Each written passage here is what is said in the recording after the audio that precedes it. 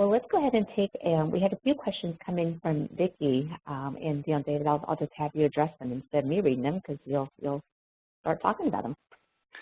Yeah, Vicki, thank you, Vicki. I don't know whether you're on this month, but thank you for your questions. Thank Mary, too, for her question. But Vicki's first question here was, how might FDA react to a persistent non-L mono Listeria species? If data supports the die-off of Listeria in the product, does that make this product a lower risk? So we kind of got two questions here from Vicki.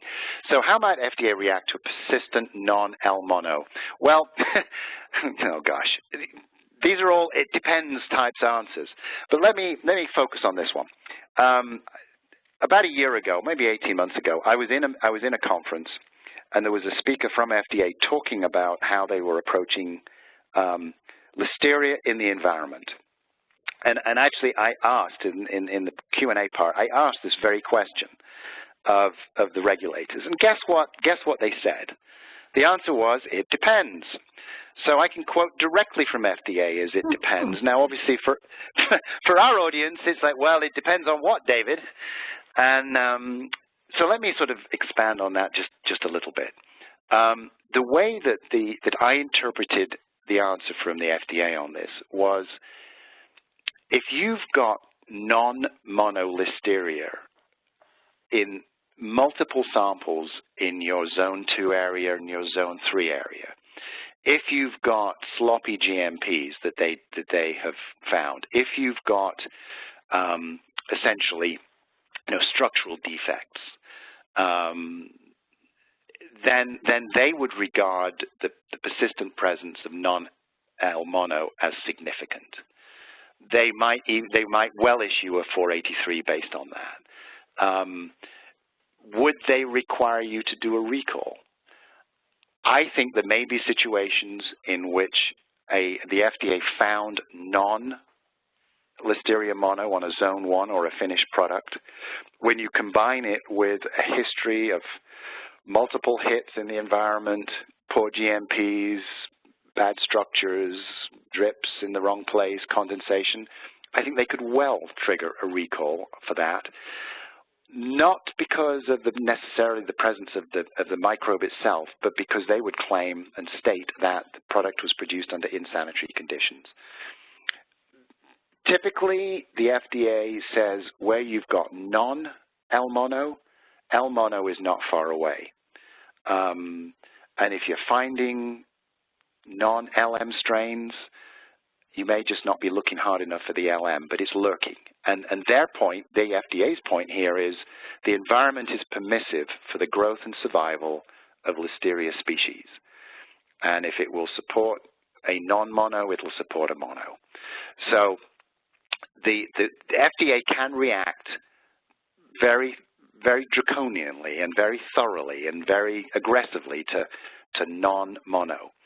So some people are working under the assumption, well, if we never look for mono, we're okay. No.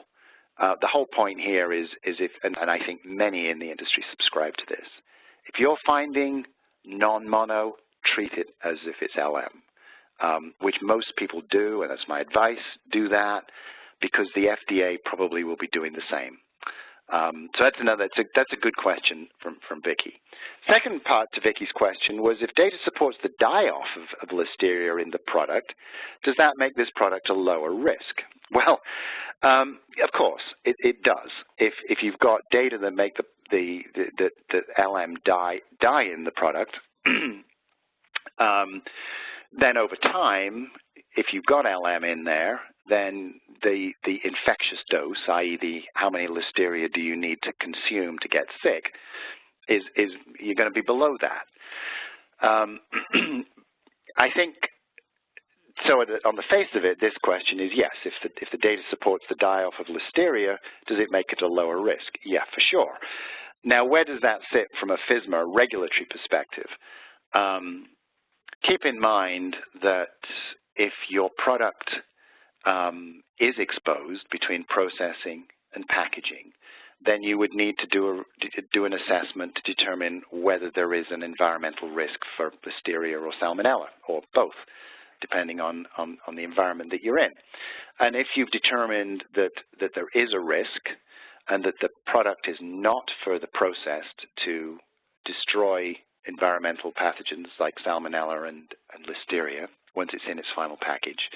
In other words, if it was HPP treated, if it was irradiated, if it was cook in bag and further pasteurized in some way, then that lets you off the hook. But assuming that that's not the case, the only other thing that I believe lets you off the hook is if the product is formulated to actually kill, destroy those environmental pathogens that you might be concerned about. Some level of die-off is going to reduce the risk, absolutely. Some level of die-off, but not essentially formulation to destroy LM, I don't think gets you out of having to have your environmental monitoring program.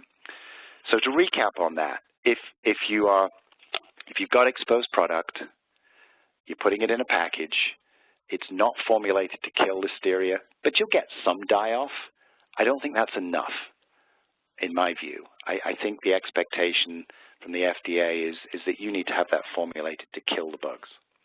And if you don't have that, then you need to do the environmental monitoring. So good points from Vicky. So thank you, Vicky.